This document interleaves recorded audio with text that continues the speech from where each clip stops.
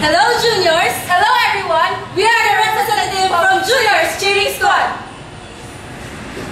Juniors, ang goals lang namin is to achieve ng malinis at pulido yung pagkagawa ng steps para hindi masayang yung rehearsal namin, yung practice, yung pagod, and yun lang naman the prize itself, it's bonus for us na yun kung makukuha namin or hindi.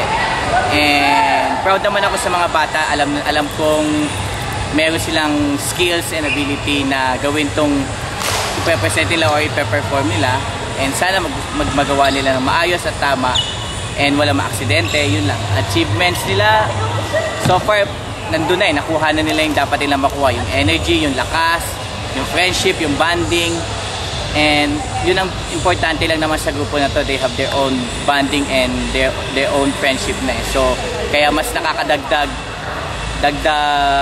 lakas and ganda sa pagsasayaw ng grupo yun.